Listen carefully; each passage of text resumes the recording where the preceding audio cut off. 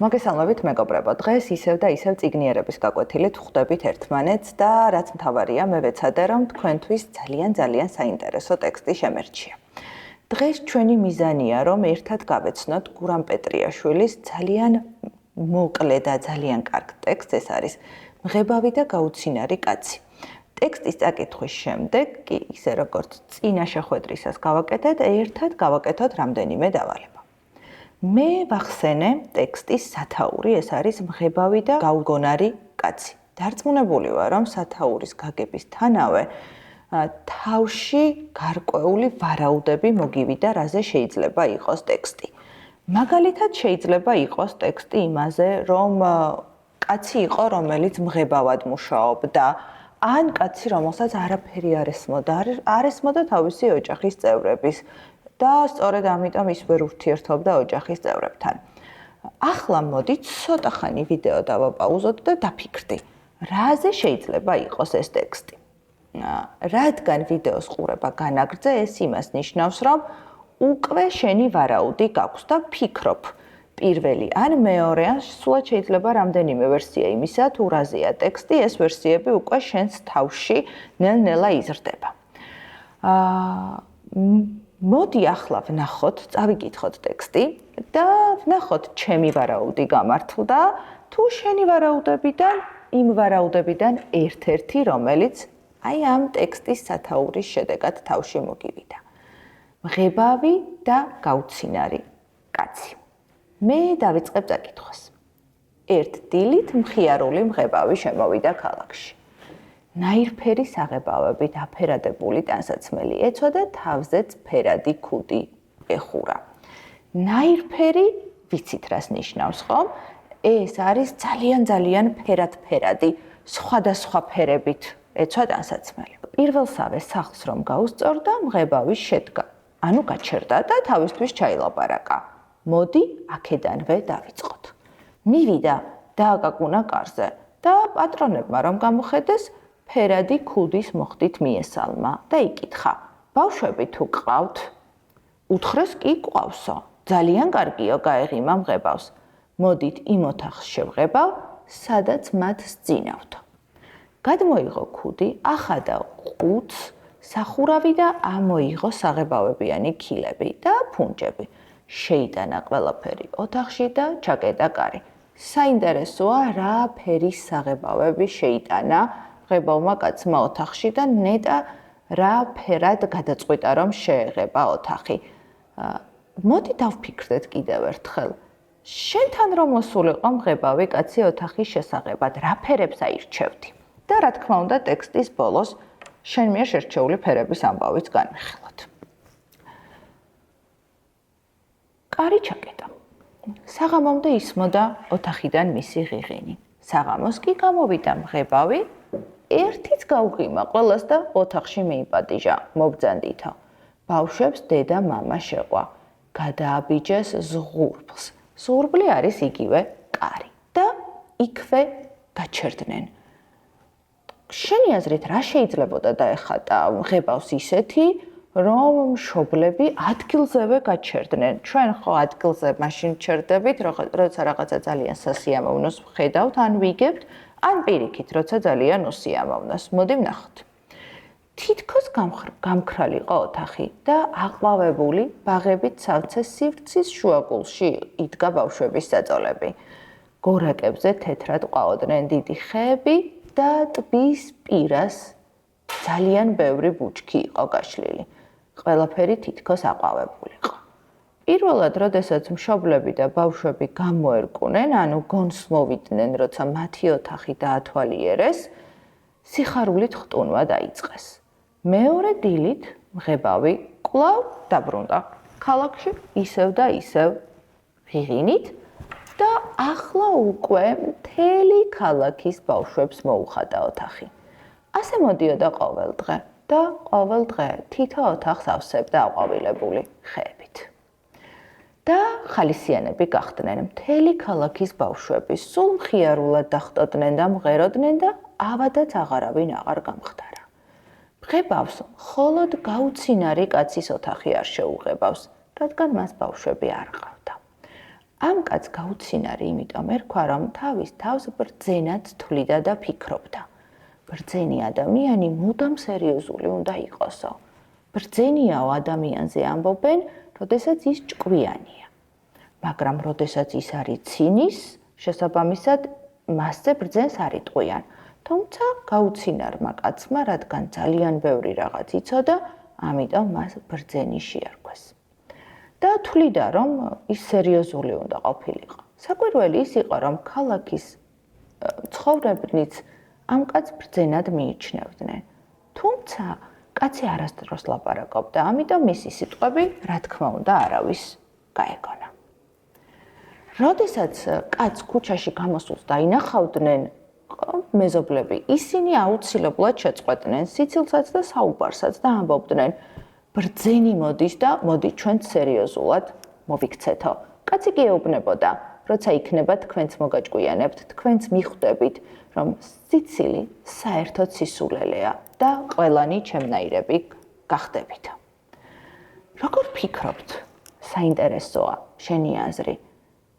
შეძლებდა კაცი, რომ ქალაქში ადამიანებისთვის სიცილი დაევიწყებინა? თუ პირიქით თვითონ გაიცინებდა ბოლოს და თვითონ შეძლებდა სიცილს. მე რატომღაც ვფიქრობ, რომ მღებავი, რომელიც მას ოთახს მოუხატავდა, ეს კაცში პირველ ღიმილს გამოიწვევდა. მაგრამ მოდი გავაგრძელოთ. ამ ბოლო დროს, რომ გაცილებით უფრო ხშირად ისმოდა ბავშვების სიცილი. ქალაქში ეს არ გამოპარვია გაუცინარ კაცს. სულ ფიქრობდა, რისი ბრალია და აი ახლა როგორღაც იგრძნო, რომ ეს თავიდან ფეხებამდე საღებავში ამოსვლილი, არასერიოზული. კაცი იყო ყველაფერში დამნაშავე. გაუცინარმა კაცმა მშობლებისგან გაიგო, რომ მღებავი დადიოდა და ქალაქში ბავშვების ოთახებს ღებავდა. ამაზე ძალიან გაბრაზდა და მშობლებს სთხოვა, რომ კაცი აღარ შეეშვათ სახლში და ის ჩიტები, რომლებსაც მღებავი ოთახებში ხატავდა და შემდეგ ისინი ცოცხლდებოდნენ, ეს ჩიტები დაეჭირათ და მასთან მიიყვანათ. იმავე ღამით ყველა მშობელი დაუდარაჯდა. ეს იმას ნიშნავს, რომ ჩიტის დაჭერა უნდოდათ. და როგორც კი ჩიტებმა ბუჩქებზე შეიფრთხიალეს, ანუ გამოძრავდნენ, მაშინვე სტაცეს ხელი და ჩასვეს გალიებში. დილით კი ჩიტები გაუცინარ კაცს მიიყვანეს. უცებ ყველა გალიაში ჩიტები ერთდროულად აფართხალდნენ. კაცის სახლი მოსწყდა მიწას და ჰაერში აფრინდა. დაღამდა. ახლა ბნელში მიფრინავდნენ. ბოლოს გაუცინარმა კაცმა გააღო ერთი გალია და თითო-თითოდ გაუშვა ჩიტები. შემდეგ მეორე გალია, შემდეგ მესამე და ჩიტები სრულად გაათავისუფლა. იგრძნო, რომ სახლი თანდათან მიწაზე ეშვებოდა და შვებით ამოისუნთქა. მერე კი გაიფიქრა, მე ხომ ახლაცაში ვიფრინე. წარმოიდგინა, რა სანახავი იქნებოდა, თან ჰაერში რომ ვიფრინავდა და თან გაუცინარი იყო და არ იცინოდა, იჯდა მოწყენილი და თვითჩამოშვებული და უცებ სიცილი აუტყდა. ხო, ძალიან გემრიელად იცინოდა და აი ასე, მღებავმა კაცმა საბოლოოდ მისი გაცინება შეძლო. აქ უნდა ვთქვათ, რომ თუ კაცი თავის თავზე ერთხელ მაინც გაიცინებს გულიანად, მერე ის აღარ ეცდება, რომ სერიოზული სახით იაროს. ამიტომ ძალიან მნიშვნელოვანია, რომ ძალიან ბევრჯერ ვიცინოთ დღის განმავლობაში. იმიტომ რომ სიცილი გვეხმარება მხიარულად ცხოვრებაში. მხიარულად ცხოვრებაზე საინტერესო კი ჯერჯერობით მე არაფერი არ მეგულება. ახლა მაინტერესებს, გამართლდა თუ არა შენი ვარაუდი? ნუ, ჩემი ვარაუდი ცოტათი გამართლდა, იმიტომ რომ მღებავი კაცი ნამდვილად იყო ტექსტში. თუმცა მე არ ვიცოდი თუ ის ოთახებს შეღებავდა თანაც ბავშვების. საინტერესოა და დარწმუნებული ვარ, რომ შენს ვარაუდს აუცილებლად დაემთხვეოდა ტექსტის შინაარსი. ახლა კი მოდი დავაკვირდეთ ეკრანს და ერთად ვუპასუხოთ შეკითხვას. რა შეიცვალა ქალაქში მაშინ, როდესაც მღებავი გამოჩნდა? A. ბავშვები აღარ თამაშობდნენ. B. ბავშვები მშობლებს აღარ უჯერებდნენ. G. ბავშვები აღარ მხიარულობდნენ და D. ბავშვები აღარ ავადმყოფობდნენ. მე მგონი პირველი სამი პასუხი ამ შემთხვევაში ნამდვილად ვიცით, რომ არასწორია, იმიტომ რომ ღებავმა კაცმა ქალაქში ძალიან დიდი მხიარულება შემოიტანა. და სწორი პასუხია D. ხომ ეს ტექსტშიც წავიკითხეთ. ღებავი კაცის გამოჩენის შემდეგ ბავშვები აღარ ავადმყოფობდნენ. ახლა მოდი გადავიდეთ შემდეგზე. ტექსტში ძალიან ბევრი საინტერესო ფრაზა შეგვხვდა. ახლა ეკრანზე შენ ხედავ ერთ-ერთ საინტერესო ფრაზას. და ეს ფრაზა ასეთი: გაუცინარი კაცი გემრიელად იცინოდა.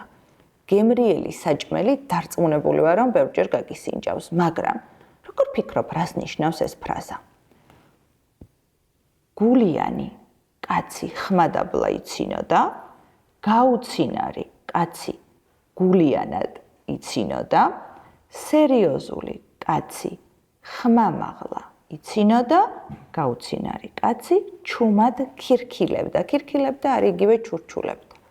და გემრიელად იცინოდა, ანუ როგორც საჭმელია გემრიელი და გიყვარს, დარწმუნებული ვარ, გემრიელი საჭმელი, ანუ პასუხი არის G და დამეთანხმები, რომ სერიოზული კაცი ხმამაღლა იცინოდა. ახლა მოდი გავაგრძელოთ და მიუხედავად იმისა, რომ როდესაც მე ტექსტს ვკითხულობდი, ვცდილობდი, რომ ყველა უცხო სიტყვა განმემარტა, მაინც ვფიქრობ, რომ მნიშვნელოვანია ერთად განმარტოთ სიტყვები.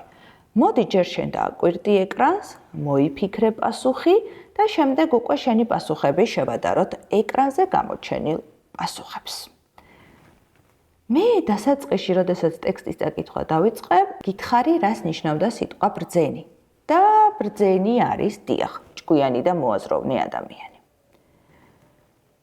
თავქარიანი ადამიანიაო, ამბობენ, ვინც არ უშინდება მაგალითად სიძნელებს, ხშირად დაუმორჩილებლად იქცევა, არ უჯერებს მშობლებს და ასე შემდეგ.